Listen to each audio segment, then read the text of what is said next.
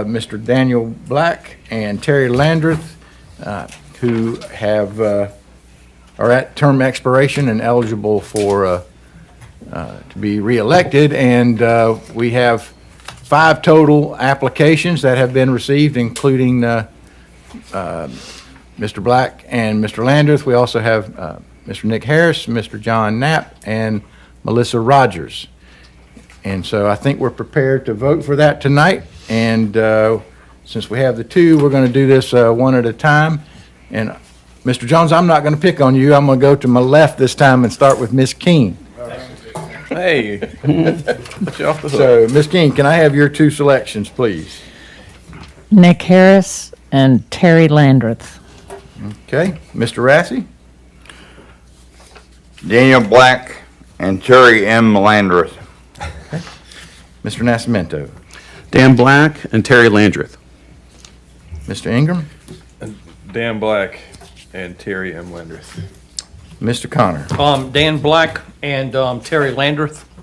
Okay. And Mr. Jones? Nick Harris and Terry Landreth. All right. So as I have it, Madam Clerk, we have 4 votes for Mr. Black and 6 votes for Mr. Landreth, so they will be reappointed.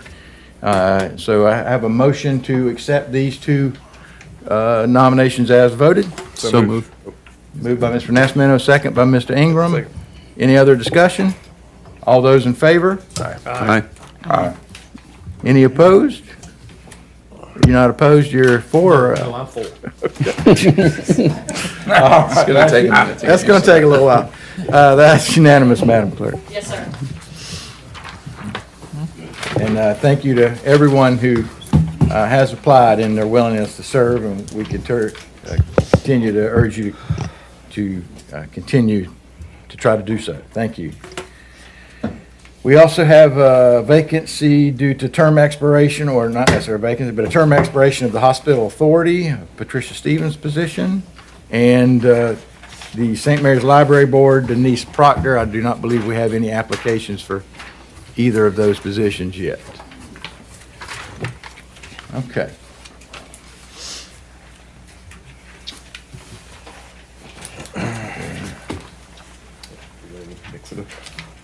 Huh? So we have, I guess we need to, Yeah. As we go into the agenda, I'd like to make a motion for an agenda slight amendment that we move the Robbie's Roundup or the manager comments up to right behind the set consent agenda. The granting audience to the public to move right behind Robbie's Roundup, in between the set consent agenda, Robbie's Roundup, granting audience to the public, and then the approval of the agenda. And then deleting the second set of audience public comments to where the first set of public comments can be anything public and agenda items. okay, So so we got that down, right? we have a motion, so the order will be moving forward. We would have the city manager's report, the set consent agenda, the granting audience to the public for all items, agenda and non-agenda, then approval of the consent agenda, approval of the regular agenda, and then we move on into old business. Is there a second to that motion? Second. Second, Mr. Rassy. All those in favor? Aye. Any opposed? Any abstentions? So is that unanimous? Yes, sir. Ma'am. Okay, so with that, we will go to the city manager.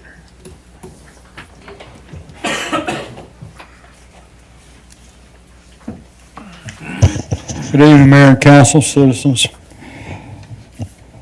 Start my report by, we received some word, or had a meeting, or Bobby actually did, regarding the Burrell Boulevard Bridge. Had the meeting with DOT earlier last week. They conducted a constructability review with GDOT staff, design engineers in the city to discuss the new bridge alignment. GDOT is looking to adjust the alignment a little southerly to try and avoid any encroachment into the railroad right-of-way in order to avoid long delays in dealing with the railroad company. So that was the purpose of it, and that's what we're working towards. So is that going to require some acquisition of land? That's what's being looked at as we speak. Regarding lift station 13 and 15 force main separation, if you remember, that's a project we've been working on for some time. We've also acquired a grant for that, and as a part of that grant, the NEPA study is currently in progress and is to be able to be submit that to EPA. It's part of the process because it's federal funding. So that's in the works. Our grants, community development plan first application is due 5/15/25. They're working on that. The Safe Streets for All Safety Action Plan grant is due June the 26th of 25. Completing the EPA application for wastewater infrastructure.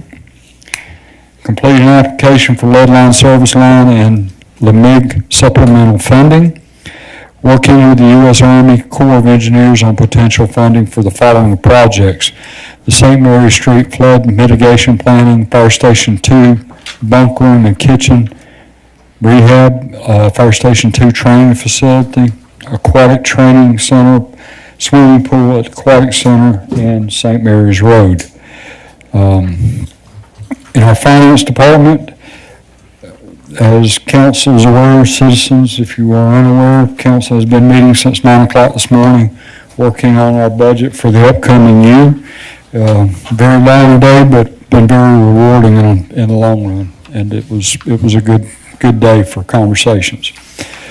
FYI, once again, the Finance Department has received the Government Finance Officers Association Distinguished Budget Presentation Award for the 25 budget document. This is a significant achievement to the Finance Department as it reflects the commitment to meeting the highest principles of governmental budgeting. The Finance Department has had to satisfy nationally recognized guidelines as to how well the budget serves as a policy document, a financial plan, an operational guide, and a communications device. The budget can be viewed on the city's website. When the budget we're currently working on gets to the point where we're ready to call it the proposed budget, that will also appear on the city's website, just FYI for the public. In tourism, earned media report or free media to date, during the July 24 through June 25 contract period, St. Mary's and Cumberland Island, Georgia, have been featured in 113 published results, generating 32 billion impressions with a total estimated value of $302 million. Meetings and events: hosted the Downtown Merchants meeting with Main Street, planning a meeting with Historic Fishing Classic, hosted the Music in the Park kickoff event. Next event is May 10th with Whiskey Heart. Event counts: Music in the Park had 472 people.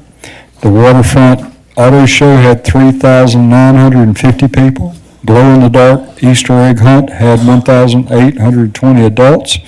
The Woodstock Festival estimated 1,150 adults. For those of you that haven't been by the new location of the new senior center and behind our future city hall, the parking lot is coming along very quickly. It looks fantastic, and it's going to be a huge asset. Mr. Mayor, that concludes my report this evening. Any questions? Thank you. I'd like to ask Robbie one question about the bridge on the rail. Yes, sir. They say that it's anticipated construction in 2027. That's to be completed, or that's when it's going to start? That's more likely when they're probably going to start construction. Yes, sir. So how long do you think it'll take them, Robbie? Your guess is as good as mine when it comes to DOT, sir. Yes, sir. And that's just being as honest as I can be. But they have told us, and their actions are kind of representing that they're saying it's on fast track, but they are moving extremely fast on it. Okay. Anything else? That's it. Thank you, sir. Thank you. Thank you, Robbie. And before we go into the setting of the consent agenda, I believe we have a motion to add an item. Yes, I'd like to make a motion that we task our city manager to work with our staff to prepare a 10-year capital improvement plan to be completed for a work session sometime in November of 2025. Okay. Have a second? Second. Okay. Any other discussion? All those in favor will add item K. Aye. It'll be K, Yep. G, And any, thank you for the yes votes. Any nays? Was that, did you vote yes, Alan? Yeah, I did. Maybe we should do. So that was verbal. unanimous, huh? I was We should do verbal and hand. Yeah, well, like I I was can't look bold, both I was ways. quicker than you. You're too quick on the draw, putting them I back was. down. All right. what is item H and I? So item H is the, well, we're going to go through them here. I don't have the new. He has an old, I have he the ends at old, G. I have the old agenda, I don't have the new one. Coming your way. Almost as fast as the text message. There you go. Okay. And just so everyone understands what we're doing, we're going to go down these items. If there's general consensus of approval, we'll consent, and then we'll have the, if not, if someone wants to discuss it, or then we'll put it on the discussion. After we hear from the audience, we'll then vote on those things that have been consented to approve them, unless we decide to change that and put something back on for discussion. And then we'll proceed with the items that are intended to be discussed. So, first item is discussion and tasking the city manager for development implementation of social media policy, and I'd like to discuss that. Discuss. Sure. Ordinance amendment, item B is ordinance amendment agenda order of business, section 2-4. So this is the revision that we're currently doing right now, so that we don't have to make the motions to continue that. That'll put it into the ordinance so that Ms. Walker Reed will be able to prepare our agenda in this order. Discuss. Okay. Intergovernmental agreement for Parks and Recreation maintenance, operations, and programming with Camden County cities of Kings and Woodbine and St. Mary's and County Public Service Authority, so PSA agreements. Discuss. Ordinance amendment, alcohol, chapter 10, section 10-124, establish regulations for alcohol catering licenses. Discuss. Discuss. Ordinance amendment, alcohol, chapter 10, section 10-110, restrictions on holding multiple alcohol license types. Discuss. Resolution terminating the temporary moratorium on new alcohol license applications. I guess discuss. Let's Yeah. just complete the Goes first with two the to other get to ones. that one. Yeah. Okay.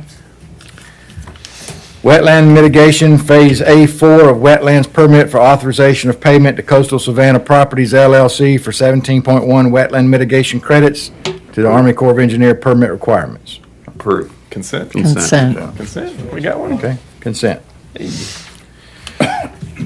H, the Georgia Initiative for Community Housing Support Letter for Colerain Crossing, a low-income housing tax credit community, the Georgia Department of Community Affairs. Discuss. Consent. Okay, consent. Yep. I, the ordinance amendment zoned plan development director, district chapter 110, section 110-80.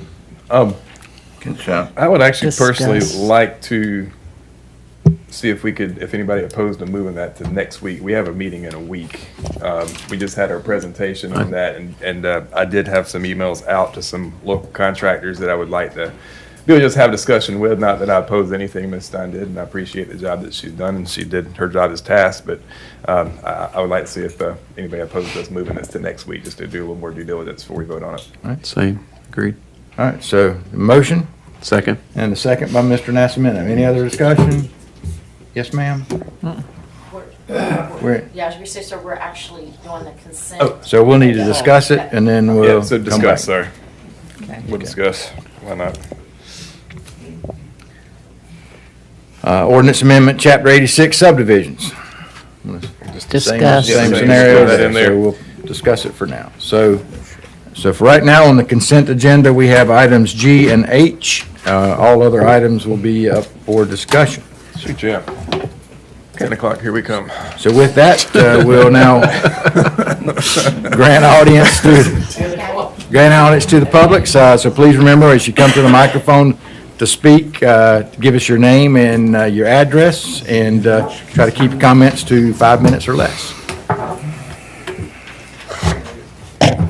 Larry White, 102 Sylvia's Court. You just proved my point. You approved the consent agenda. I already approved something item that I would like you all to discuss. You've already approved the consent, We did not vote on it, though, so it's Yes, not you- in stone. If you say something that makes us want to put one of these Okay. things back on there, that's the whole point of this. Item H, Okay. on you signing the letter, I don't object to you signing that letter, but I would like to see, I looked right through your packet, and there's nothing in your packet from the developer about conducting a traffic study about coming into Colerain Road from that housing development, which would have 84 units in that housing development. 64 units in the housing development, but there's nothing in there that says that they're going to conduct a traffic study coming out on Colerain Road, but because there is no traffic light at that intersection where they're having development at. The other item 2, I just found out tonight, as I was coming here today, I discovered that bridge on Mickler Drive, right there by Mary Lee Clark Elementary School, has a temporary pump coming from one sanitary sewer line, crossing the bridge, and going to another the same sanitary line. And I asked Bobby why this was there, and he said because some vandals broke the sewer line crossing the bridge here, and I would like the city to expedite repair of that sewer line, rather than taking months to do bidding and finding out it takes forever. I would hate to see that hose break and have raw sewage on the ground. The other thing too is the city manager did not state in his report the status of the ferry, if there's any progress made in establishing a ferry between St. Mary's and Fernandina Beach. And also, I remind Jamie, please work on the golf cart crossing for Douglas Drive, for across Charlie Smith Senior Highway. Thank you.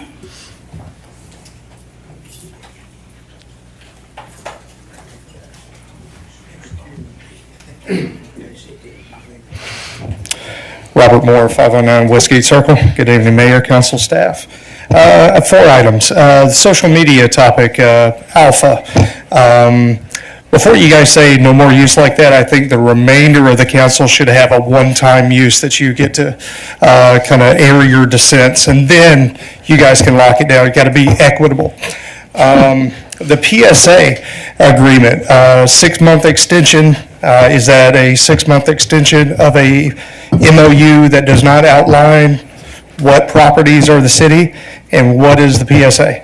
It was March 3rd. There were the ladies that were up in arms, and there was that little discussion between Councilman Connor and the audience about the tennis court.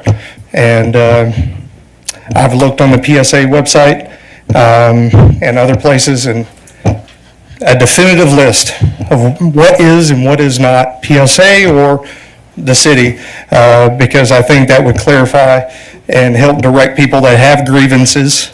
So I urge you not to approve that PSA until there's a list from the PSA. And so I have Councilman Jones and Mr. Hahn, you two gentlemen on the PSA board, respectfully not impressed. So please get a list. Crooked River ditches. Crews have dug, but right now we don't have ditches. We're going to have mosquito traps because you have clogged and caved in culverts. So hopefully we can come up with an idea of how to actually get that flowing. And the last thing is, if I understand right, that Colerain Crossing, that's that open parcel in front of the trailer park? Across from the water tower? When I put in that address, that's where it comes up? No? Okay. But it's between the funeral home and like the fire station, St. Mary's Road? Okay. I was trying to nail down. Kings Bay Road, just north of Kings Bay Road. North of Kings Bay? West side. Okay. So between Winding Road and Kings Bay Road? It touches Prothean Parkway. Okay. Crossing up there. Oh, okay, so that's kind of getting out near my area of the Winding Road and the infamous intersection of death because there's not a light. So, yes, I do agree with Larry White, notch that happened, that please have them pay for a traffic study. Let's study it and study it to death, and then maybe we'll get a traffic light. I've been here 21 years, and I've always thought there should be a light there, but anyways, thank you for your time. Thank you.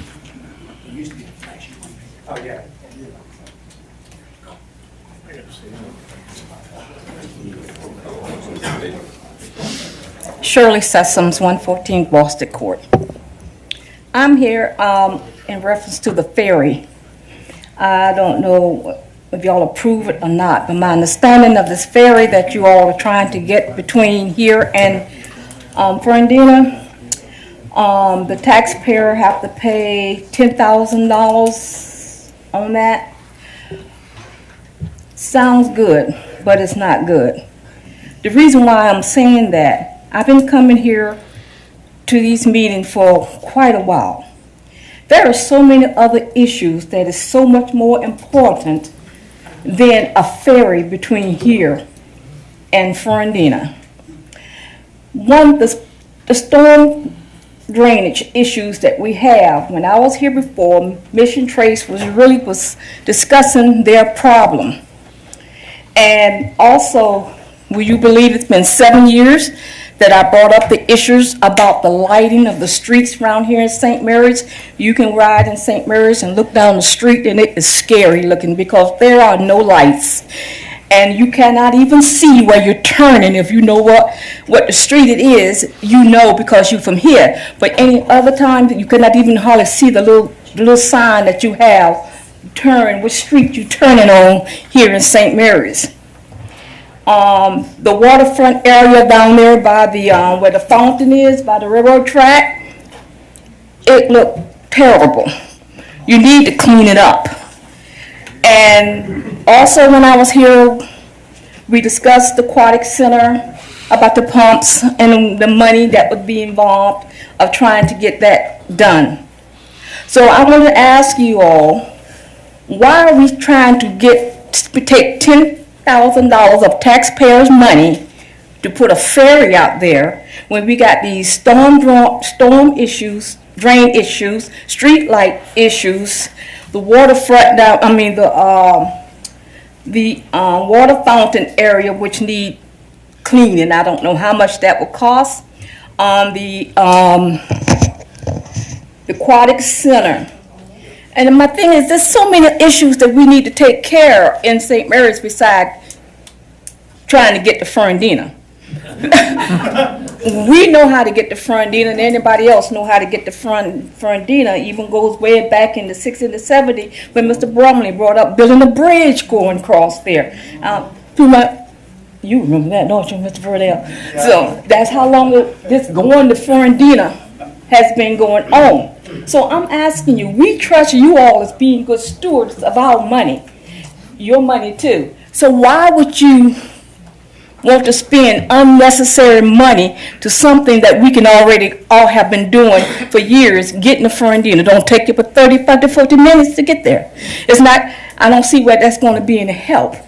So if we can trust you being good stewards with our dollar, let us take care of the issues that are in front of our face. And we have some. We have a lot of issues here. And just like the program for kids after school, during the summer, take $10,000 and then redo a building and have some place for them to go instead of being in the streets for your teens. Excuse me.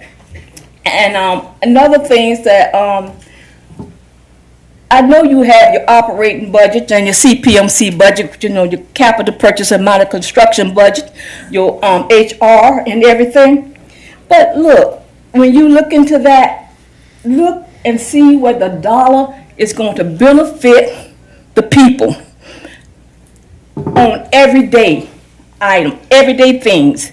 And, you know, don't get me wrong about what I'm saying about this ferry. I don't hate a ferry. I know I lived in Scotland. That's the only way you can get to the other side of the country was going on a ferry every day.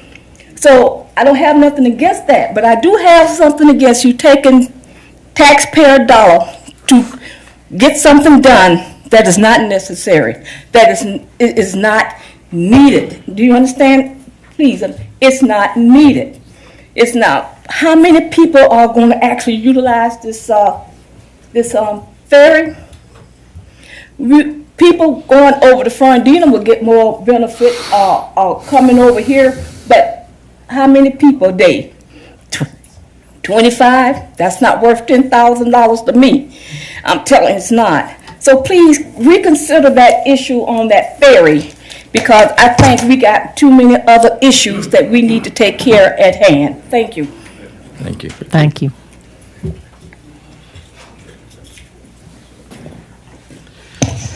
Kim Jelly, 102 Saltgrass Trace here in St. Mary's. I sort of feel obligated to address the issue of the ferry. I've talked with an awful lot of individuals that are visiting St. Mary's from Fernandina, and they would love the idea of being able to get over here quicker without having to drive. And I would love them to come over here and spend their money so that we can capitalize on those tax dollars. The other thing is to consider is the East Coast Greenway. Right now, most of the bikers are jumping off around Brunswick, spending the night there, spending their money in Brunswick, and then leaving Brunswick, heading for Florida. Because our East Coast Greenway, although they could jump off 95 and come down Laurel Island Parkway, come down Coleraine, up onto Spur 40, out to 40, turn left, and go all the way down to the waterfront, but whoops, no ferry to get them over to Fernandina. And there are quite a few people that enjoy riding that East Coast Greenway. So not only is the ferry going to be beneficial to folks from Fernandina coming over here, bicyclists using the East Coast Greenway, but also there's a lot of St. Mary's residents, Kingsland residents, Woodbine residents that would love to be able to take a ferry over there, enjoy a meal, and not worry about having to drive back and run the risk of getting into an accident. So there are pros, there are cons, and a startup of a business always costs money. Doesn't really make any difference what kind it is. So I just wanted to give my insight on that. Thank you very much.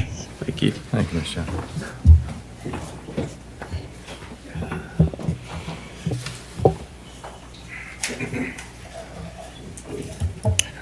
Bert Stevens, 816 Riverview Drive, St. Mary's.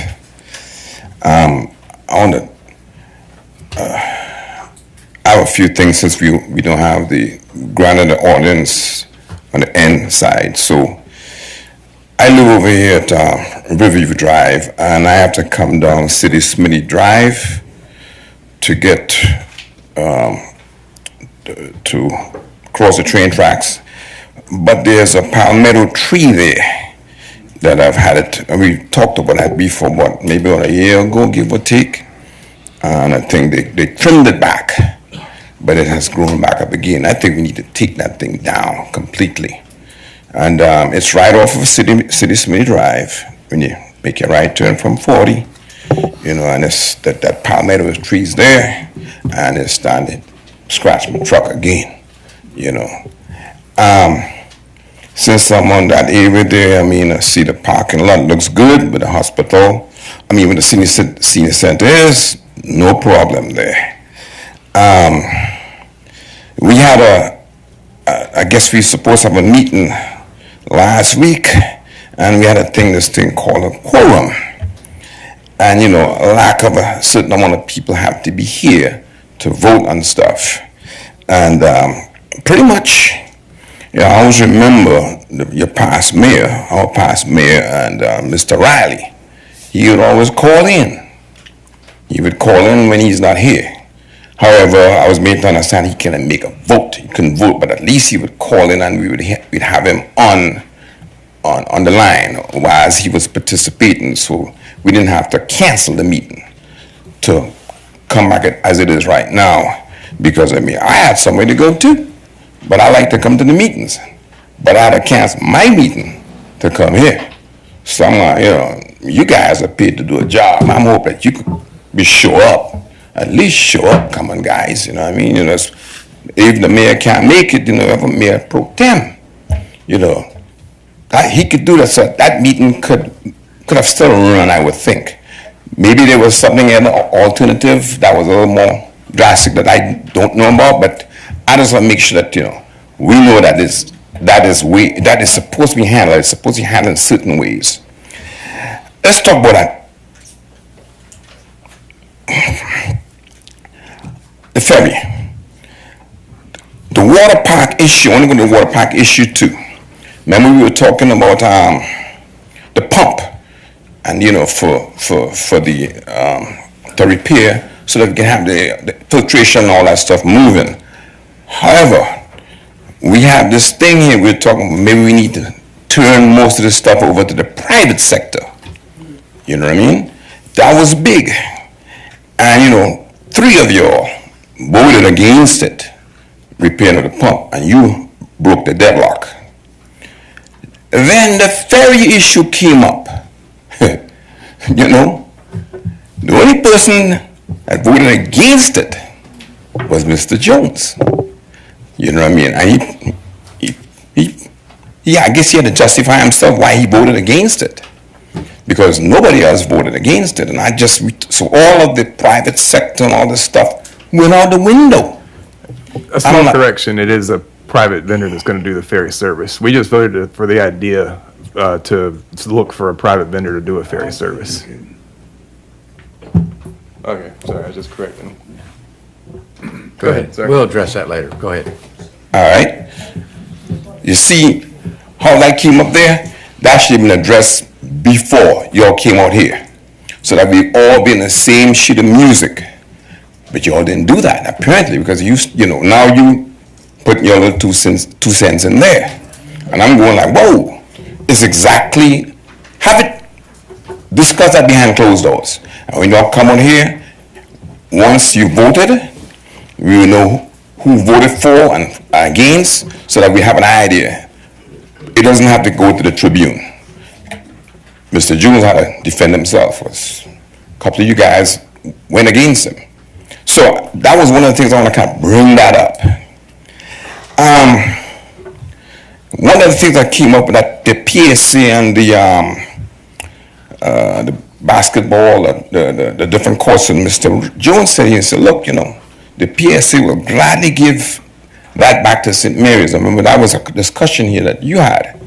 So I don't know why we're still discussing. Just go ahead and write your letter so that it will be given back to St. Mary's for those courts or whatever it is, the baseball fields, and it will out of the PSA hands. We're still talking about it in so many ways. Mr. Seals, that's your time.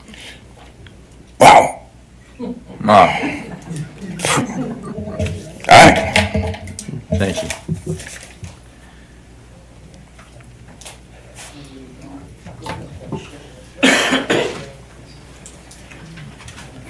Good evening.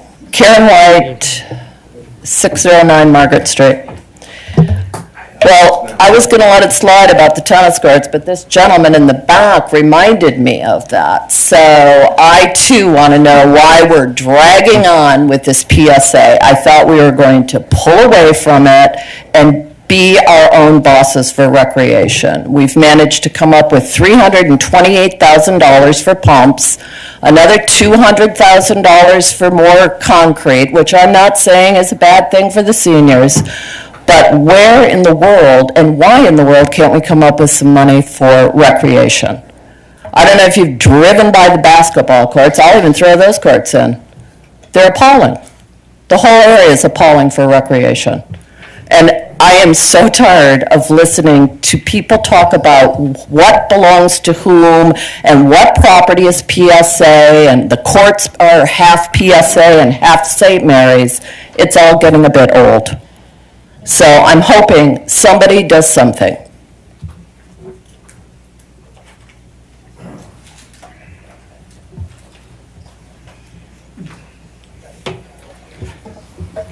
Dave Schmitz, 112 New Hammock Circle up in Chatelaine. As recently as yesterday, I drove out of the mall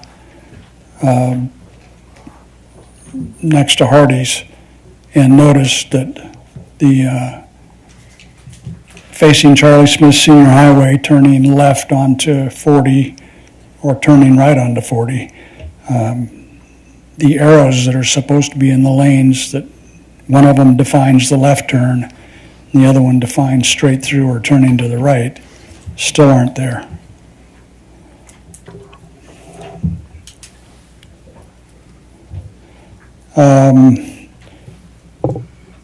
I probably missed it. Did you say when the parking lot might be open for the senior center? No? Okay. And it seems to me like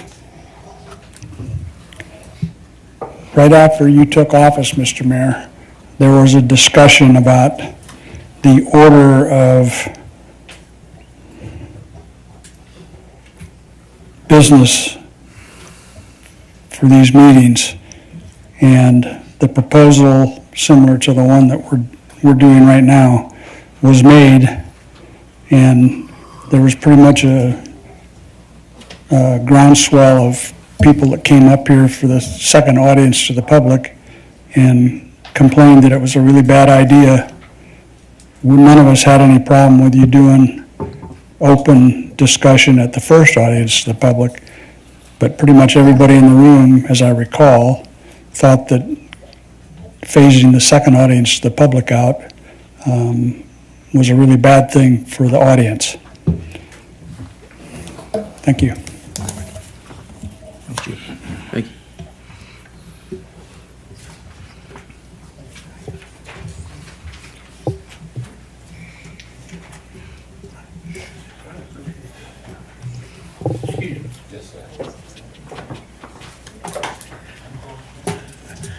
My name is John DuPont. I'm part of the development team for the Colerain Crossing project. I'd just like to make a clarification. This project is asking for support from the city through the Georgia Initiative of Housing program, which will make our application to the state DCA competitive against other projects statewide. These points are critical to our project. The deadline for this decision is May 16th. If for any reason we cannot gain the support of the city, then we will feel our application will not be competitive.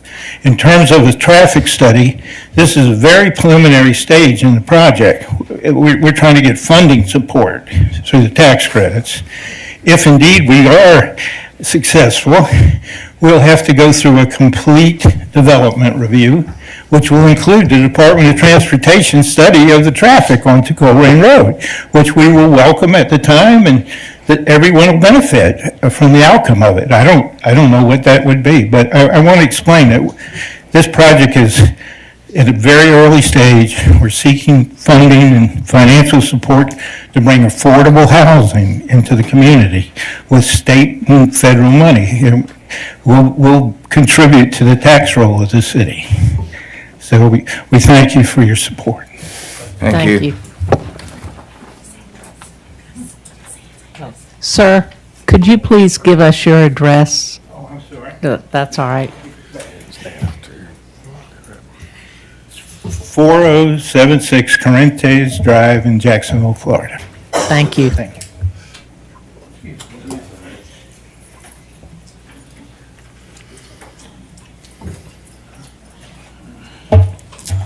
My name is Richard Gamble, and I live at 107 Dilworth, St. Mary's, Georgia. Hello, Mayor and Council. On the eve of election night, I received a text message from your mother. She asked me to vote for you.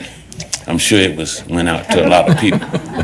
And, well, I'm saying that because I text back. And I said that my wife, Denise, and I had voted through early mail-in, and that we had voted for you. Now, I'm bringing this up because I gave her some other comments. Please ask her to share those with me. Have you been riding? I've been driving down the road with my wife, and a song come on the radio, and she say, "I like that song. Turn it up."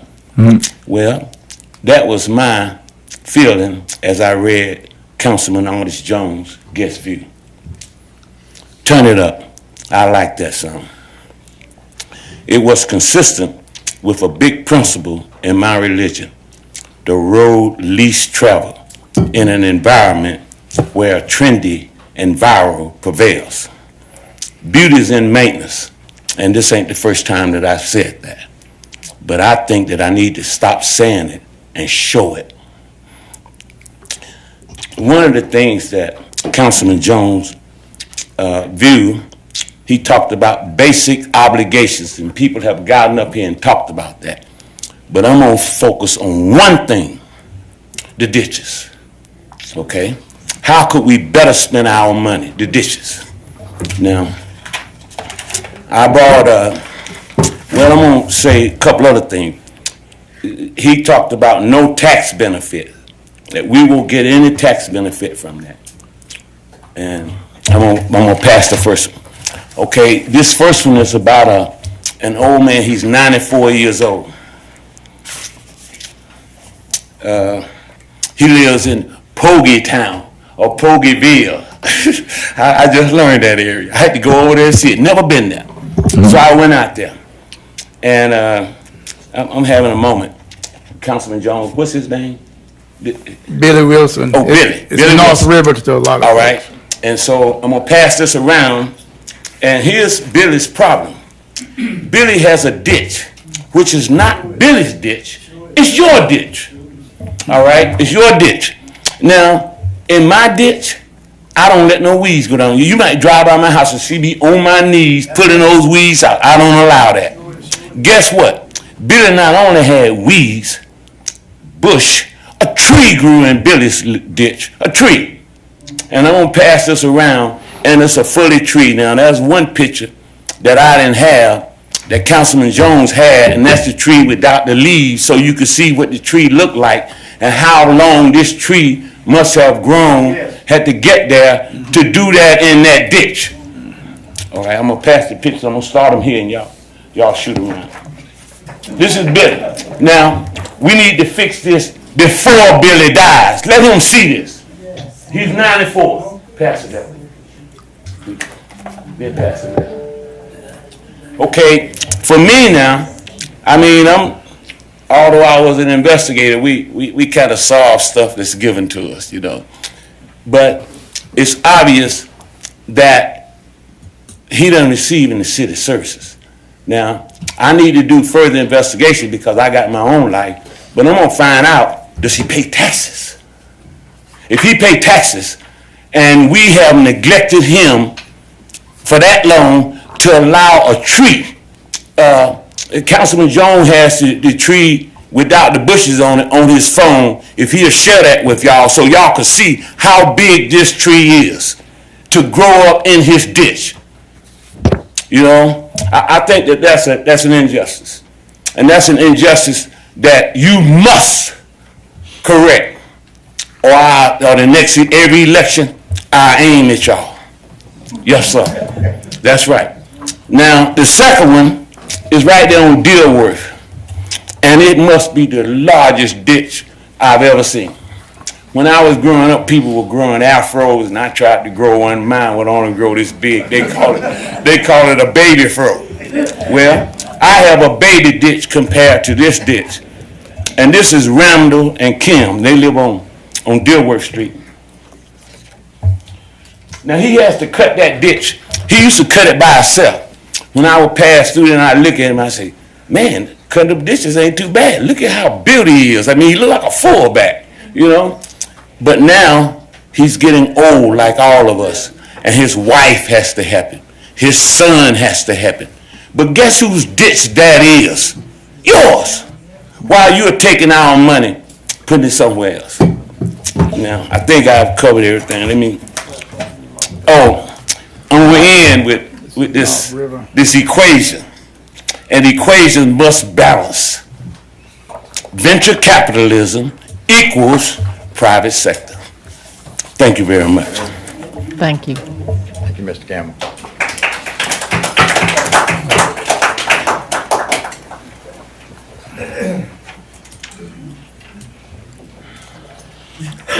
All right.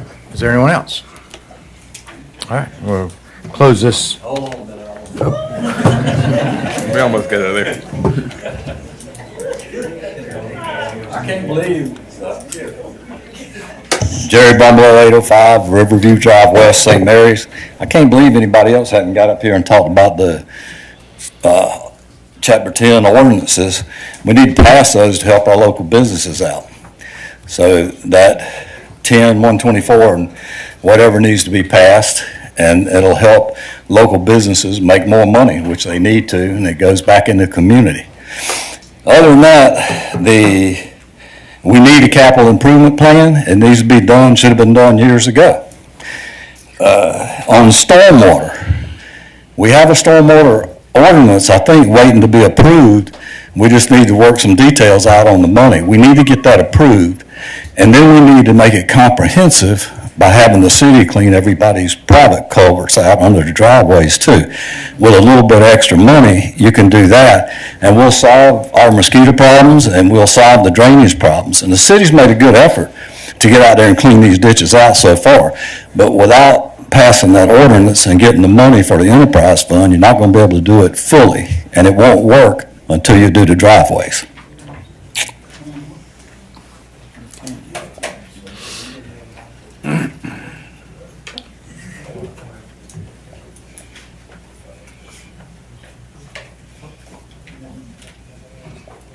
Hello, good evening, everybody, Mayor, Council, and staff. Stephanie Chain, 101 Hallows Drive South in St. Mary's. Please forgive me for my lack of dress. I had a last minute order come in that they ordered for yesterday, but it was today, so I had to do that real quick and mosey my way over here. I am here today. How many minutes do I have? Just so. 4. 5? 5. Well, Okay, so I'm gonna get fast. So I'm here in regards to the catering license that some people need. I'm just gonna share my experience, what happened to me when I tried or attempted to do a catering for alcohol to help out a business friend. So I went through the process, the administrative process. Here locally, everything was smooth, fine, great. So you also have to do that with the state as well. And when I did this with the state, this is my very first time, so I ask a lot of questions. I want to make sure that I did everything right. Is there anything else you need from me? Is there anything else you need from me? I was on the phone with them for 20 minutes. They said, no, you're fine. the week of the event, I get a phone call from the state. And they were like, where do I get my alcohol from? I'm like, what do you mean, where do I get it from? I get it from a distributor, where everybody else would get it from. That owns a business. That's what we have to do. We're not buying it out of the grocery store, bringing it in and selling it. And he's like, okay, that sounds like what I want to hear. I'm like, okay, well, like, what are we getting at? Like, if that was all that you needed, then, you know, what's the issue? And he told me to explain the event. And so I did, and I explained when we were getting our alcohol in, when the event was, the time and all of that. And he stopped me and said I was in violation. I'm like, what are you talking about? I asked the state what it was that we needed to make this go smoothly.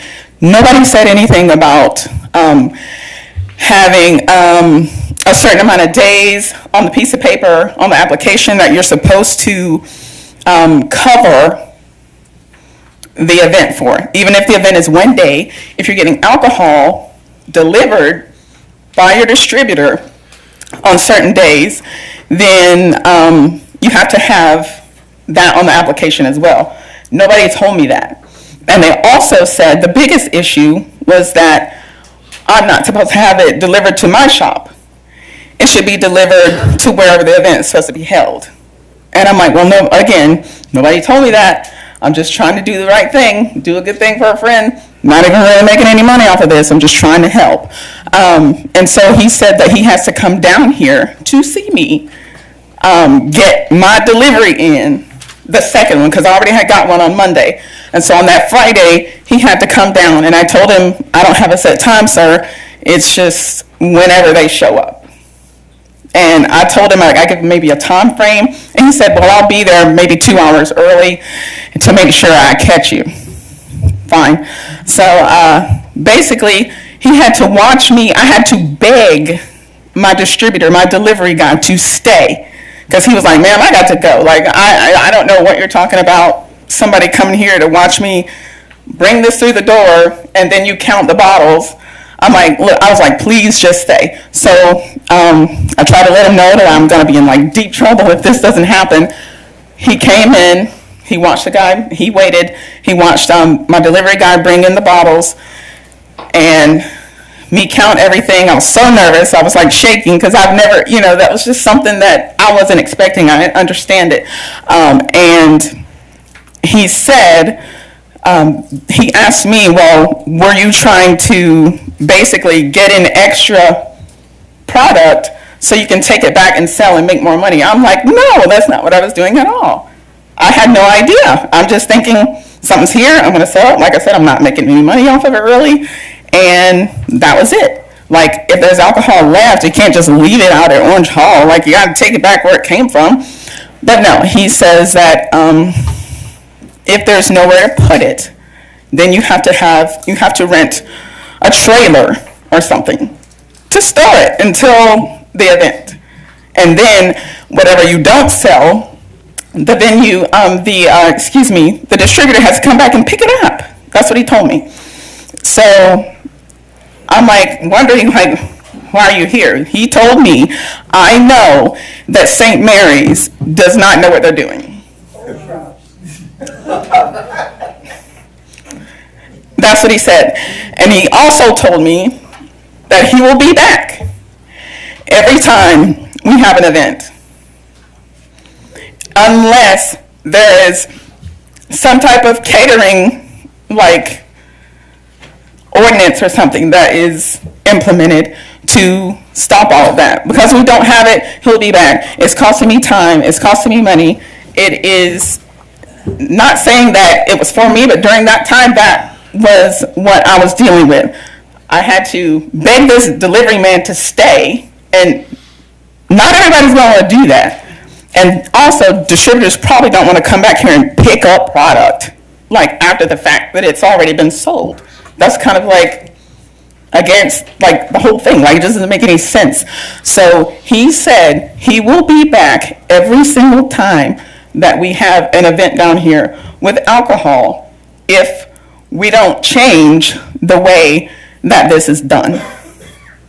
And I don't know about anybody else, but I would just be in favor of it for anybody who needs it, because that was a harrowing and embarrassing and frustrating experience when I asked over and over again, what is it that you need from me? And then I'm in violation here, I'm in violation there. I'm accused of trying to like skirt the system when I'm not.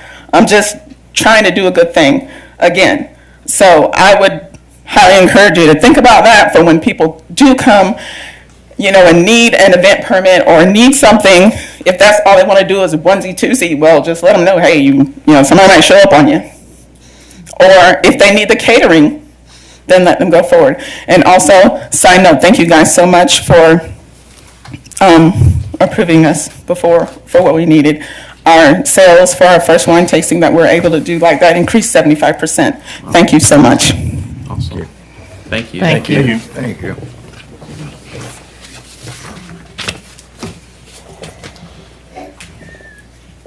Hello, council, citizens, Daniel Black, 113 Island Estate Landing, St. Mary's. I'll be quick. I just wanted to add to what Stephanie said. When I think of St. Mary's and where we're going and what we want to be and what I think, the direction I'd like to see, I think opportunity, I think growth, I think destination, I think hospitality, I think weddings, I think Gem City, and all those things kind of work under the umbrella of hospitality kind of being the glue, if you would think of that, pulling all these small businesses together. I think you need hospitality. And hospitality is a good thing. And I think alcohol can sometimes sound like a trigger word, a buzzword for bad, but I think it can be not. I think it could be to help support small business. We had a great event yesterday at the Taste of Camden for anybody that showed up.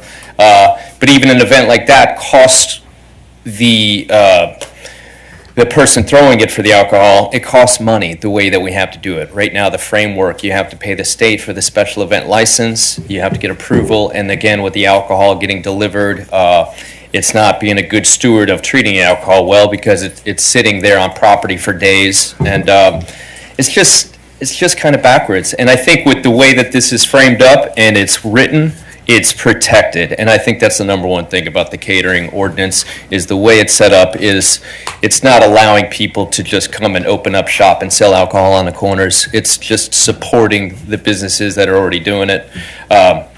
But doing it the hard way. And this would be a much easier way. I think it'd be good to push us forward in the right direction, is my point of view. And I think, again, we're a destination place, and we should kind of catch up with where we need to be with these alcohol ordinances. That's just my point of view. Thank you, council. Thank you. Thank you. Thank you.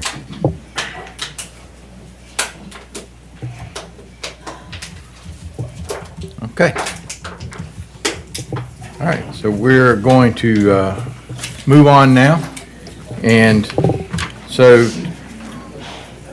to refresh where we were, on our consent agenda, we currently have just items G and H as consent. Is there a motion to approve? So moved. So that was Alan and a second by Mr. Ingram. Any discussion? All those in favor? Aye. Any opposed? Opposed? No. In favor, okay. Okay, that's unanimous, madam. Yes, sir. Okay, so we will begin with item, okay, I'm sorry, yes, sir. We now have the, Approval of the agenda. Oh, yeah, good point. I think that Mr. Ingram wanted to table a couple of them under approval of the right, agenda. so we have the approval of the regular agenda now, so there are items be tabled and or added. I was going to request that items I and J be moved to the next meeting 1 week from today. Second. Okay. Yes, ma'am. So you want to table? Oh, and yeah. also with the removal of those two items, I would like to also make a motion that we extend a moratorium the moratorium of 4 applications, subdivision applications. For how long? For 1 day. Right now, as it sits, it expires on the 4th, I believe, and this meeting will be on the 5th, so extends it 1 day. Okay. To cover that until we have the meeting. Because I know it was by resolution. Are we good? Are we good? Okay, so we have a motion to move items I and J to next week's city council meeting and to extend our moratorium on development, for planned developments by 1 day to the 5th, subdivision.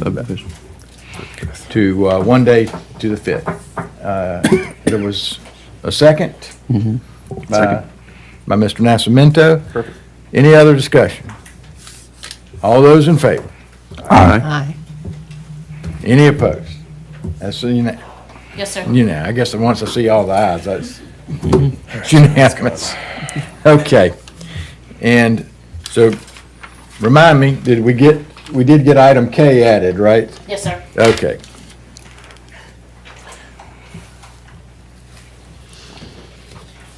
All right, so with those changes, can I have a motion to approve the agenda as it now stands?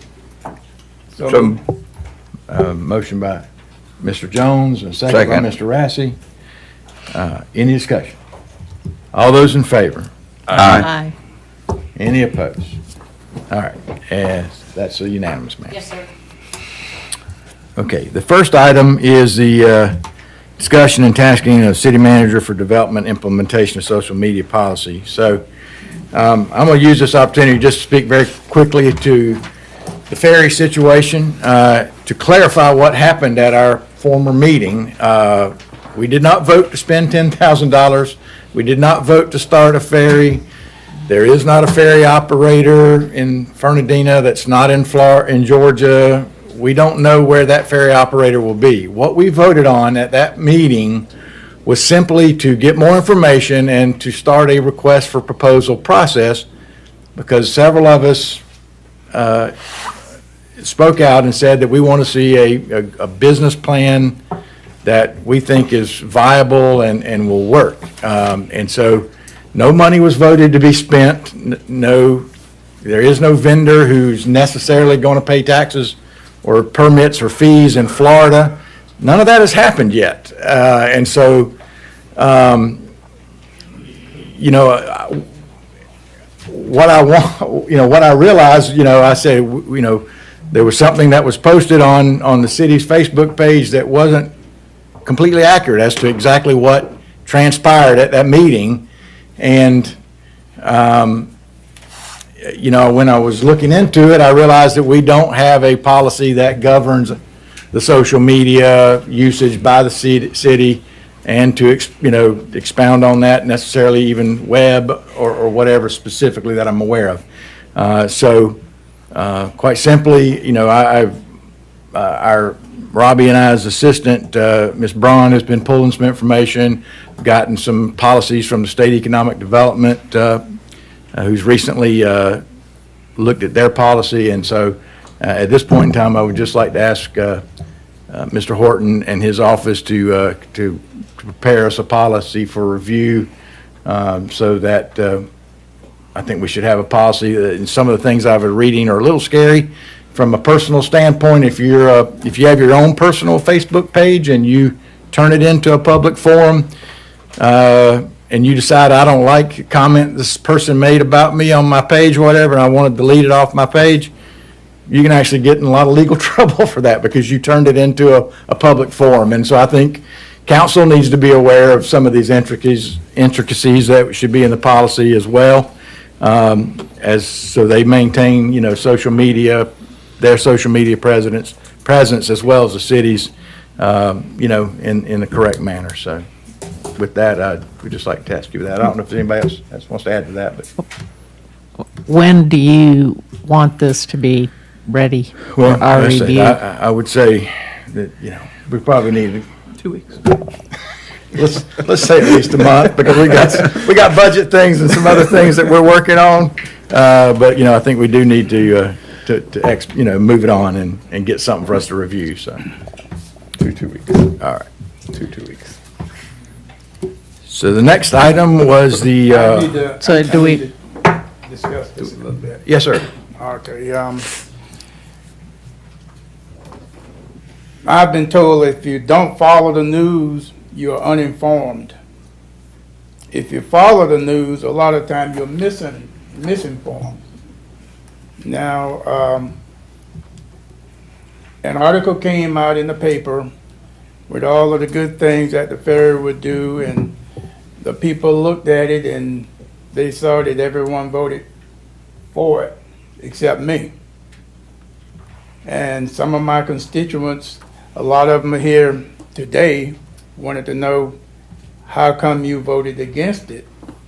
And I said, I didn't vote against the ferry.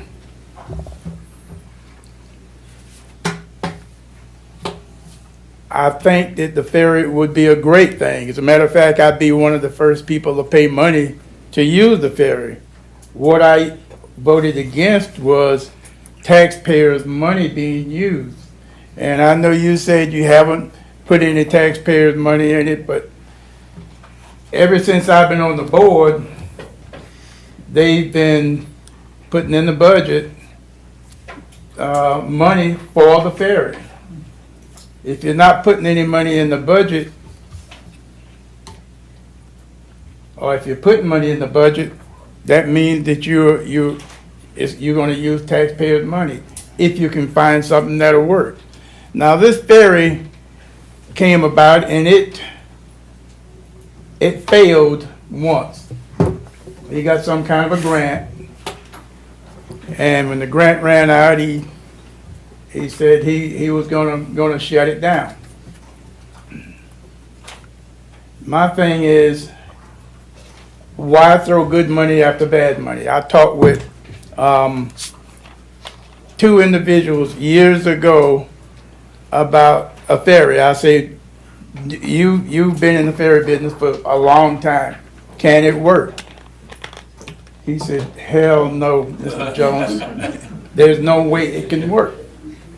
And I said, well, would you bid on it? He said, no. And I'm not saying that this guy might not miraculously come up with some kind of formula where he might make some money, but the people that's in the ferry business, they said it won't work.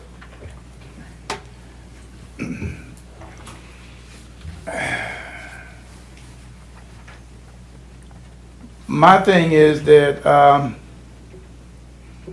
we are looking at hard times, and times are going to get harder. You know, I don't even want to discuss looking at a business or an entity where we're going to have to put taxpayer dollars in it, and we're not going to be able to get any anything out of it. You know, during that time that he failed, a lot of businesses failed. If I'm going to put money into a failed business, it's going to be one of the restaurants or somebody in St. Mary's that need help. We had talked about the trip from Fernandina to St. Mary's back in the 60s. As a matter of fact, the house that I live on Hall Street, it had markers where the governor back during that time was, they were thinking about doing a joint venture to build a bridge. And they said it just wasn't feasible. I am not trying to vote or against the ferry. What I'm trying to say is that the people were misinformed. They thought that I was against the ferry, and I wanted to correct that. So I wrote an article and I put it in the paper, and I did put it on social media. Because a lot of things that's happening in the city, especially things, and that's one of the ways I wanted to clear myself, because it's in the record that I voted against it, but it's also in the record that I voted against it because I didn't want to put taxpayers' dollars into this ferry. Now, we as a council, we control what can and what cannot go in the media. Robbie can make recommendations, but Robbie worked for us. So what I would suggest is that if we're gonna get some rules and regulations, that you maybe have a couple of council people and Robbie or some staff members to get together and decide what we can and cannot do in the media. I mean, it's a slap in my face to tell me, you know, I can't express myself on our webpage. And there were no lies. I did not put anything in there that's not true.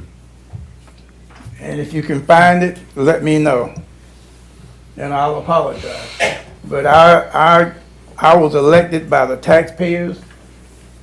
I am indebted to the taxpayers, and I'm going to make sure that I represent them because this is my job. I'm not going to be a lackey or somebody that's just marched to everybody else's music. Okay, Ms. Jones, we're a little off the topic necessarily a little bit, and I don't. Like I say, I don't want to argue about it, and I'm certainly not calling you a liar, but I felt like that there, based on what exactly transpired in the meeting, and yes, the media, the newspaper ran an article. It was on the Jacksonville newspaper that we were already approved this ferry, and it got construed out of what actually happened, you know, for whatever various reasons, and you know. And what was on the city's Facebook page did not set that record straight. It led to that same story that it was approved and the money had been spent, and that there was a vendor that was not going to be paying taxes or fees in St. Mary's. And we don't know that at this point, and that did not happen. And so it was just the fact that it wasn't clear that the city's citizens should be able to go to the city resources, the city website, the city Facebook page, and get the 100% truth, accurate of what transpired. And, you know, we can go back, and I went back and I watched the entire section of the meeting to see exactly what was said and how it was done. And I'm not arguing with you that it's in the budget. It was in the budget that you passed last year, and others that were up here on the council passed. But, you know, we did not vote to actually spend that money yet, and we may not, depending on whether or not we see a business plan that we like, and others may now feel differently about supporting the business. And so I don't really want to get into that anymore at this point in time. You know, this subject will come up again potentially if we get requests, if we get proposals or whatever. And, you know, we'll talk about it at that point in time, and we will vote again whether or not to actually spend the money at that time. But I just want to be sure that we protect the information that the city is putting out there, that the citizens can get the accurate information about what transpires or what our policies or what's happening in the city. When you go there, you should get the unmitigated truth, because it was not necessarily reported that way, I didn't feel, in the media. Well, I was defending myself. Yes, sir. Because it didn't portray my feelings. It didn't say in the paper that I voted against spending taxpayers' dollars. It said I voted against the ferry. So, you know, I defended myself, you know, in the media and on social media. Now, it's up to the city to defend their position as not spending money. You know, I didn't say that the city was spending money. The media said that.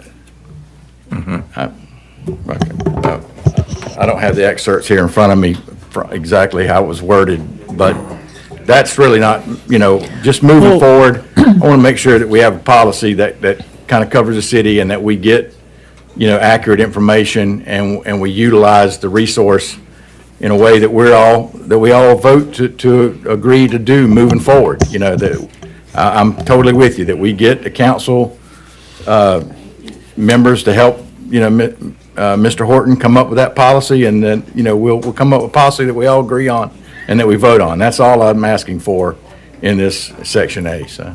I mean, but the way it looks on the agenda is if you're trying to say we're gonna make some rules and regulations to stop him from doing certain things because it didn't fit your fancy. I've been in politics. Well, I mean, that's exactly it. Our city's Facebook page should not be a political venue. We have personal Facebook pages for those kinds of things. So It is a political venture. No, sir, it is not. It should not be individual politics, but I don't believe it should be. It'll come to a vote later, and we'll decide what's in that policy. I'm not trying to make an enemy out of you, Mr. Jones, really not. Hey, what happens up here, stays here. When I leave, my heart is, Yes, sir. Okay. Can we move on? So, Yes. All do we right. have a motion? Do we have to have a? There's motion no, for it's that? just discussion. This is discussion, and Just Robbie's a- been tasked to put two Okay. up. I don't know that we don't need a vote to task. Right, he's got two weeks to get it done. Yeah. 2 weeks. 1 month. week period. Not just two weeks. One more. Okay, item B, the ordinance amendment, agenda order of business, section 2-40. Yeah. So I know that some of you wanted to discuss this. I did not. So, as I kind of said, what we're trying to do, what I was trying to do, one of the things that before I was in office that I didn't like is that the consent agenda was set and approved and voted on before citizens ever got an opportunity to say anything. And I felt like that was wrong. I felt like citizens ought to have a chance to address things that are on the agenda before they get voted to the affirmative. And so I wanted to have the public have a chance to speak before we actually adopted and approved the consent items. But I was hoping to save a little time, and if someone was in the audience that wanted to speak in the affirmative of an item, and then they hear that the council is consenting to that item already, then maybe they don't feel like they need to get up and speak to the positive because we've already agreed that we're going to pass it. Just trying to save that little bit of time possibly. But, so, and then we heard that we want to be able to comment on the city manager's comments, and he was given that at the end of the meeting. So we moved that up prior to the public's comments as well, to give you opportunity to comment on the city, the city manager's comments. I feel strongly that, based on what I just said, I feel strongly that the public ought to have an opportunity to address things that are coming before council, and we should hear your opinions, and we should know what they are, and, we should have an opportunity to react to that. We have the opportunity to put something back on the agenda for discussion and take it off the consent agenda, because we had not voted to, approve that consent agenda till after you speak. And that's the way it currently is written and to happen.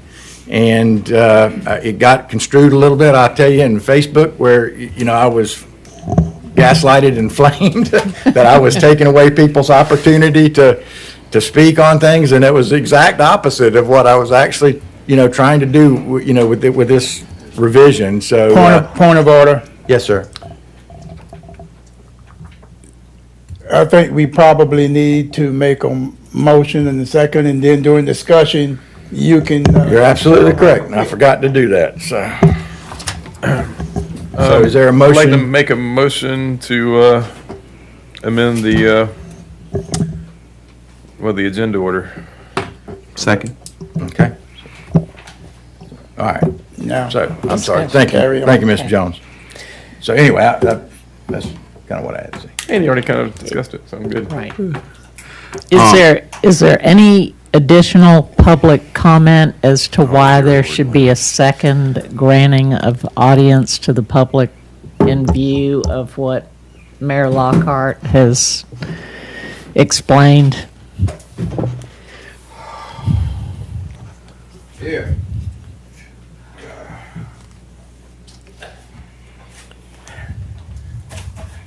Basically, it's exactly what's going on here right now. See, that's why we had a second for the, for those folks who they got what they got and they want to go, they will leave.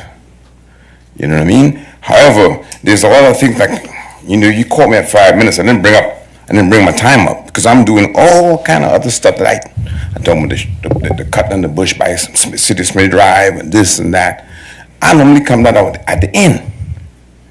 I'll bring that up. But to see all these other discussions here, it would have been done before. So I know what you're trying to do.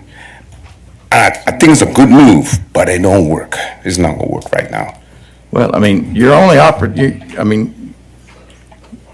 if we put the granting public a second one back in there, you're only commenting on things that have already transpired and happened that are done. They're done at that point. And if you don't like something that happened, we have email and phone, and you can come to the office and see somebody.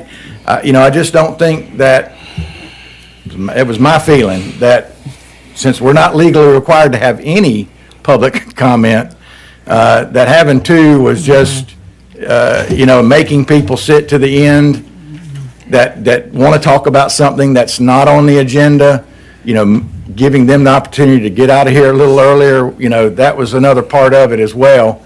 So anyway, that's just the way I feel, Bert. I appreciate you. Actually asked the question, and I guess you're right. It's not anything written, but they have the letter of the law and the spirit of the law. At some point, it's going to be written that you have to grant audience to the public. As they figure, let the electorate do it. You know what I mean? We do also have a very important venue for getting a message to all the council members and management, and that is on the city website. It's a citizen input portal, and it's a very effective way to express any concern that you have at any time, even after a meeting or before one. And so there are many opportunities to communicate with us. And I've done that before. This is not the first time I'm doing this here, but I know in the biggest cities, we got hit with that. And sometimes you're right in it, so we never hear about it. So your best place is to come in here so the public could hear it. And you do the 5-minute deal, I'm fine with that. But we do it, again, I like it the way it was before. That's all I'm going to say. Yes, sir. I say, thank you. Thank you. Like I said, I think you only allowed 3 minutes total over at Kingsland, so I feel like we're trying to give everybody the opportunity to talk and without us keeping here all night long. But yes, ma'am. Sir, I just wanted to, I do apologize. I had Councilman Ingram make the motion for approval and Councilman Jones seconded. No? Second. Mr. Nascimento, yes, ma'am. Okay. All right, is there any other discussion? Okay. So we have a motion and a second. So all those in favor of adopting the ordinance as written? Aye. Aye. Any opposed? Okay. So that's, Ms. Connors, you were affirmative? Yes, sir. So we have 5-1, Madam Clerk. Yes, sir. Mr. Jones dissenting. All right, thank you. Okay, we have the item C, intergovernmental agreement for Parks, Recreation, Operation Programming with Camden County Cities of Kingsland, Woodbine, St. Mary's, Camden County Public Service Authority. Do you want to speak on that, Mr. Horton, or?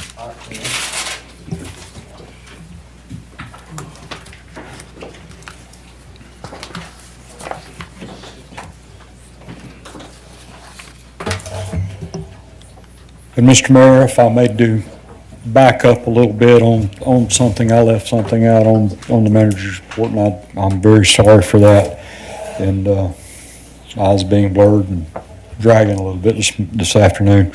I do want to recognize Main Street. Most of you have been a part of the process that we've been going through with Carl Vinson and our RSVP for Midtown. Over 100 people have gone through the interview process and sat through and provided input for that development. It's been a fantastic event, and they're moving on, and they'll be coming back, and we'll go through some more of it, getting down to the fine things. The other thing I wanted to mention while I had the opportunity was mention Taste of Camden while they're here, because I know as soon as their topic's done, they're going to bail on us, but I wanted to recognize Candace and our Main Street office. Allison. Also, in the chamber and tourism and everybody that was involved in the Taste of Camden that was held yesterday. It was a fantastic event. Beautiful day for it. So I didn't want to leave that part out, and I apologize. Very sorry. That one's on me. The question is the intergovernmental agreement between City of St. Mary's and PSA. This is simply an extension for 6 months while we hash out the new agreement and get things worded and settled. I believe that all the municipalities in Camden County as a whole have got their own input that they want to provide. I know the City of St. Mary's does, and that's all we're doing is we're asking for time officially to be able to lock it down so it doesn't go on forever, and we've got a time frame to get this accomplished. So that's what they're asking for. What you've seen before you is what's been approved by the City of Kingsland and by Camden County. I did say it right, but was not approved by Woodbine, is that correct? And That's my understanding from talking to the Woodbine city attorney. yeah, so there was some wording on that. So would you like to provide some insight? My understanding from the Woodbine city attorney is that he had requested that language be added to clarify that the cities and the county essentially don't object to and ratify anything that the PSA has been doing during this interim where we're not operating under an agreement currently after it expired. He wanted to add language that basically said that what the PSA has done during that gap is more or less, like I said, ratified by the cities and the county. That language did not get added into the agreement, I guess, before the Woodbine City Council meeting, and so when they took it up, they decided not to approve it and wanted to go back and get that language added to it. Pardon me, I couldn't hear clearly. Did you say they did not ratify? They wanted, Woodbine wants to add language stating that the actions of the PSA during this gap where there's been no operable agreement, that whatever the PSA has been doing, they've essentially been doing it with, I guess, sort of an implied permission to continue operating. And that language just didn't get added prior to the Woodbine City Council meeting, which I think was last Monday or Tuesday. And so they voted to, well, they didn't vote to approve it. And I think my understanding is they were going to go back to the county to try to amend, to make that revision and add that language in. I don't know the status of that. Have the other municipalities in the county extended this for 6 months? Is there any chance of Camden County shortening has, that? and I believe Kingsland has. I'm not 100% certain. Are you aware? I think they did. Okay. It seems like a long time to take to get it amended. Let's get through the softball and baseball season. Let's get through that first and then we can look at it, I'm thinking. Because right now, they've got the personnel in place where they can, I'm sorry, I didn't mean to turn in, but I just get through these rec seasons just until fall and then evaluate it and just keep things sharp and going in the right direction. And if we need to change course, let's change course. But I agree.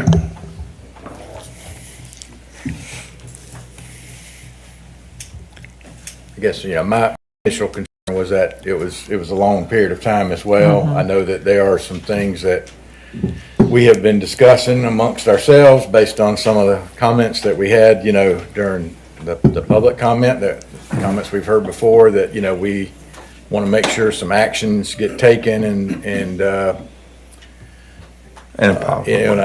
so, like I said, I hate to push that out 6 months, but I do believe the agreement as it's written still gives us the capability of the original, if I'm not mistaken, ability to basically dissolve our spot in the agreement at any given time. Is that? My recollection is that it gives us the ability, I think, essentially cut back on the funding for it or withhold funding. For 6 months.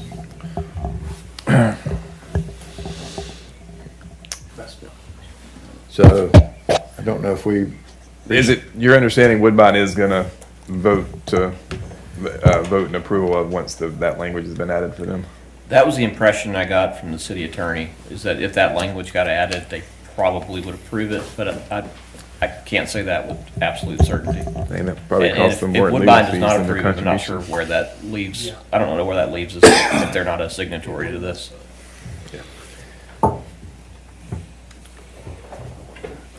So do we have any kind of motion on this item? So move. Second. Okay, so a motion to approve the amendment as presented by Mr. Rassy and seconded by Mr. Ingram. Is there any other discussion? All those in favor? We're talking about a 6-month extension. Yes, sir. Just want to make sure Of that's. operating. Yeah. Okay. Of the existing 6-year agreement, so that's Yes. the previous 6-year agreement. Thank you very much. All those in favor? Aye. All those opposed? Okay, so we have 5-1, with Ms. King being the dissenting vote. Yes, sir. Thank you, Mr. Horton. The next item we have is the ordinance amendment for alcohol, Chapter 10, Section 10-124, establish regulations for an alcohol catering license. So to get back to what Mr. Jones reminded me we're supposed to be doing, so can I have a motion for this item? I'd like to make a motion to approve the ordinance. Second. Okay, Mr. Ingram and Mr. Connors. Okay, discussion, please. My part of the discussion, and I know we've had 2 local businesses owners speak, on how this would benefit their business, and it does seem like something that's come up with the state that needs to be attended to, which is why it's on here. Both of you have read this, and this is your world. This is your day-to-day. I'm going to ask y'all, in y'all's opinion, does this accomplish what we need it to accomplish? I think it gets us where we want to get. Can you go on the microphone, please? Oh, sorry. Yeah, damn black. I think it's a step in the right direction for sure. I think this would cover all bases and protect all parties included, and I think the parameters in which we have to follow make sense because that covers you with the insurance, covers you with the food. We're not trying to have we're trying to maybe have someone's wedding possibly, or possibly host more festivals that include alcohol. And it's, I think if it's controlled and protected, it's a good thing. I think all the same laws still apply, and the state honestly also has a lot of protection and an umbrella that doesn't allow you to get too loose with this kind of thing anyway. So I think St. Mary's has a lot to offer, and I think we're taking small steps under our own kind of terms to get to where we, slowly, but I think we're getting to, a place that St. Mary's is a place that people want to go to, and it's supporting all of us in the hospitality world. And again, I think it's a great space for glue in the walkability and all those things as well as we try to just move forward with this. So I think it's a great thing, and I love what you guys have taken the time to do, so I appreciate that. So the verbiage, everything seemed fair, fees seem reasonable. I do think There's so. not really many complaints. I know nothing's perfect. Anything that was read that, hey, that might need to change in a year or two, or does it seem like it's kind of absolute for the near foreseeable future?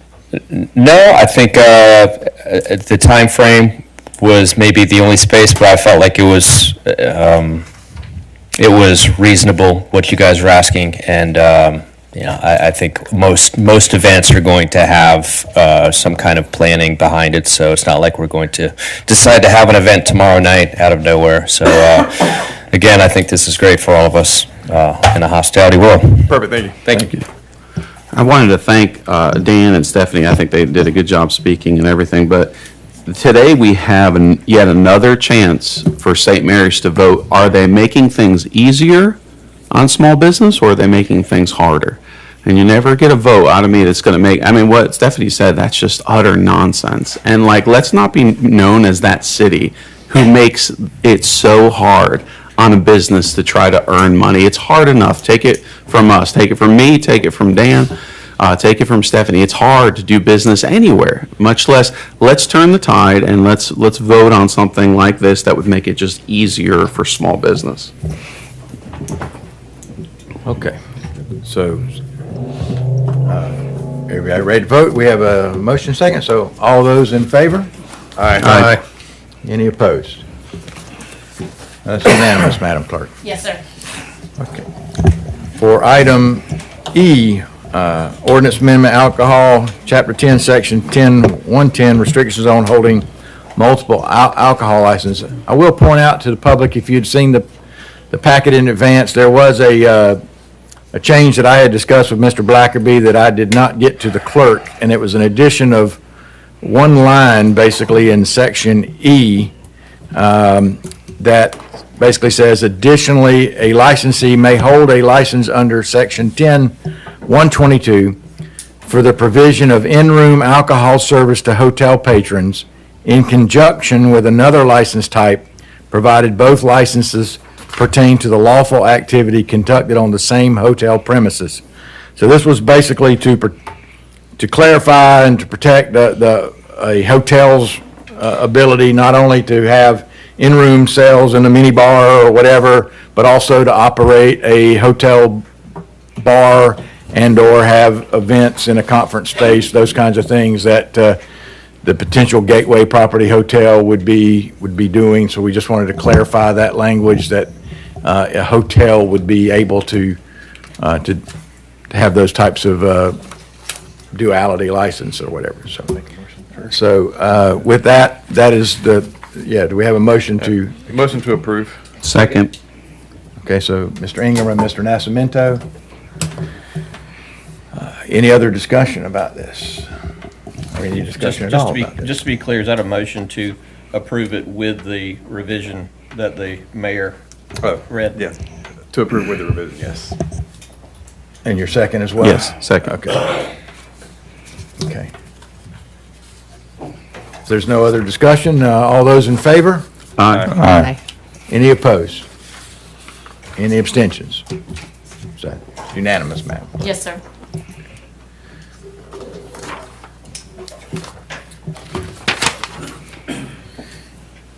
Okay, that brings us,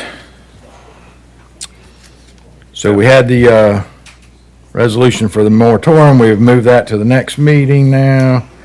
And No, that's not this. oh, I'm sorry, you're right. Okay. Resolution terminating the temporary moratorium on new alcohol license applications. Motion to terminate the temporary moratorium of the new alcohol license applications. Is there a second? So moved. Second by Mr. Nascimento. Any discussion? All those in favor? Aye. Any opposed? Okay, it's unanimous, Madam Clerk. Yes, sir. Okay, that now takes us to item I, the ordinance amendment zoning plan development district, chapter 10, 110, section 110-1 80, we've already moved those, right? I'm sorry. So we decided to move those to I and J to next week's meeting. Yes, sir. Bless you, yeah, What we're only on about- K. So that just leaves us K, which is one of the things we discussed today during our budget meeting process about the creation of a capital improvement plan. By November. And, Wasn't it by November? Is that what you said? by November, yeah, by mid-November. So It's a, 10-year plan. develop a 10-year capital improvement What day in plan. November? And so we'd like to just task the city manager with putting that together for us. Okay? So that, Do we do item H? Do we want to say by November 17th? That would be the day of the second meeting of November. G and H were consent items. Yeah, November 17th. November 7th. November 17th. Yeah. November 17th is our second council meeting. So do we need to make a motion for that, or no, we just I would ask just, staff? we would just ask staff to do that. Okay, So I think November we're good. 17th, capital improvement plan. Okay, Madam Clerk, I think we're ready for our calendar. Yes, sir. And I printed out a new one. I'll give it to you all after the meeting. You all added in a budget work session, and I think I gave you the wrong date. I think you all did 5:30, so just wanted to make note of that. I do have that for you. Second. On Thursday, May 1st at 2:00 p.m., we have the rescheduled tree board meeting. It's going to be in the Planning and Building Conference Room. They have moved it from the May 15th to May 1st. And on Monday, May 5th at 6:00 p.m., we have the City Council meeting here in Council Chambers. On Wednesday, May 7th, we have the Development Authority of St. Mary's meeting at 5 o'clock in the Main Street office. That's it, sir, I'm sorry. That's it, we have a meeting next week. I just read to the. That's it? Okay. All right. Council comments. Or just random? Just random. If you want to comments, we're not going down the line.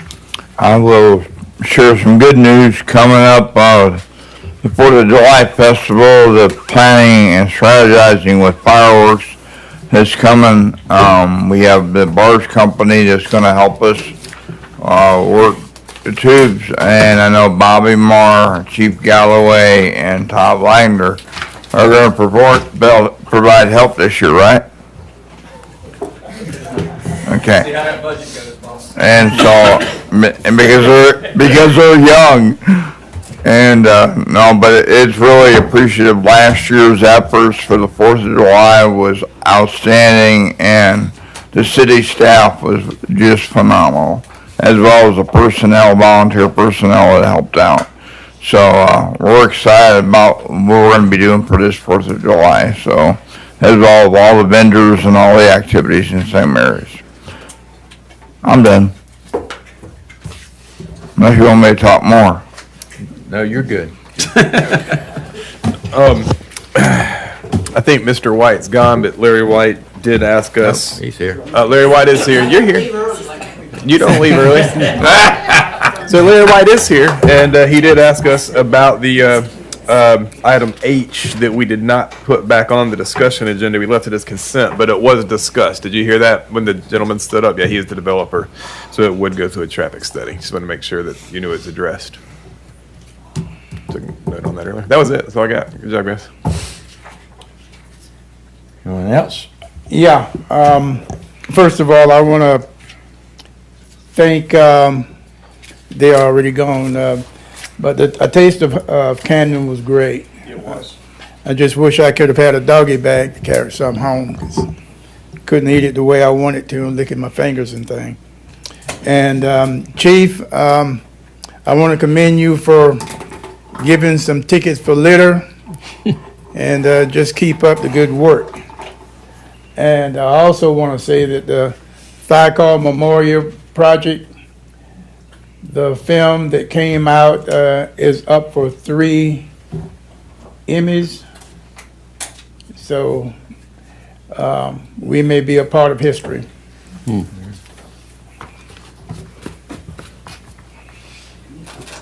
All right, is there anything else? That leaves it to me, and I do have a couple of things that I wanted to address, comments that were made by some of the folks.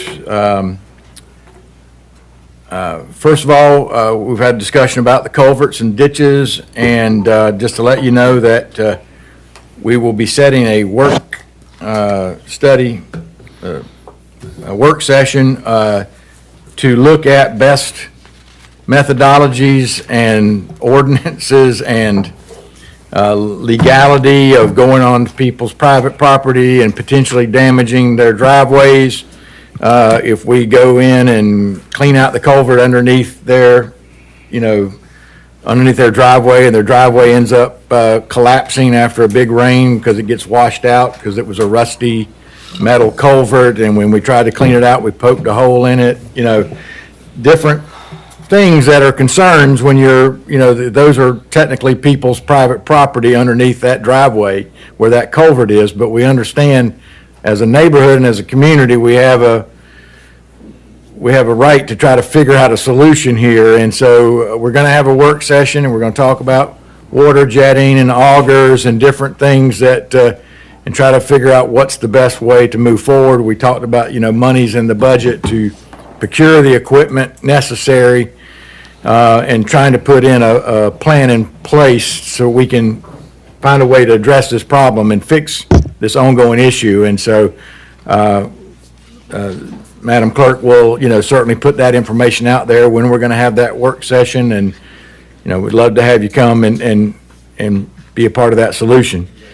Ms. Shirley, I wanted to address the fountain area that you mentioned down there. That fountain is on private property, and it is currently being advertised for foreclosure and will be sold on the courthouse steps on the first Tuesday in May.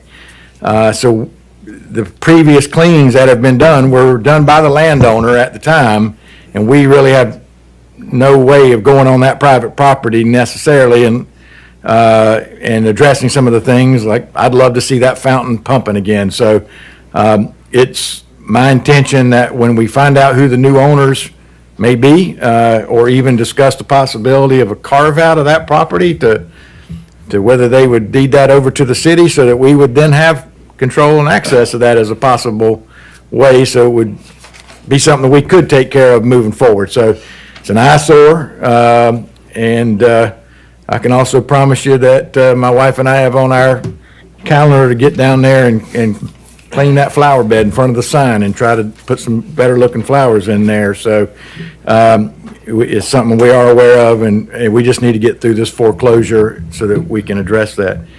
And one of the last things I do want to say, and I'm going to say it up here from the podium, is that Mr. Gamble has left, but Mr. Jones has previously mentioned to me, I had not seen necessarily the photos, I don't think, but about the tree in the ditch situation, and I hope it's something that we can get rectified, that we will get rectified as quickly as possible. We don't want Miss Billy to die with that tree there if we can avoid that. So with that, I appreciate everybody's input. I really do. I appreciate you here. We're glad to hear from you.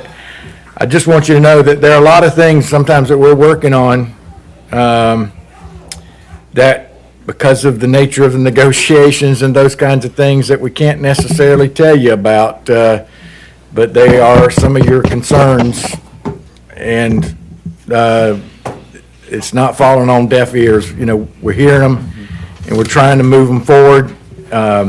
We can walk and chew gum at the same time, so we can take on a couple of these things, but some of these things, when you're dealing with DOT or government agencies or different real estate situations, they're more complicated than just going out and spending the money to fix it. And I am listening. I think all council is listening, and we are diligently working on these things. And I know you've been hearing some of these things, and I just promise you that I personally am listening, and we're working on addressing many of these things. I want to see you appreciative of the tax dollars that you pay, that you see the results in the community. I hope you noticed, the streets are looking better, the curbs and the grass, we're making some incremental progress. There's been some good work done down in the park with the fountain being sandblasted and repainted, the wood being replaced on the fishing pier. It does take a little time sometimes to get to this long list of things I now have on my notepad. So, thank you. What did I do with my? We do not have an executive session, do we, or do we? No. We can have one real quick if y'all want to stick around. It's not even 8:05 yet. Motion to adjourn? Motion to adjourn. Let's go. Second. Second by Mr. Nascimento. All those in favor? Aye. Any opposed? Hey, Mike. Thank you. Carrie. Yes, ma'am. I'll get you that. Right. Go back to my office. I'll send it to you. Well, I wanted to be mayor.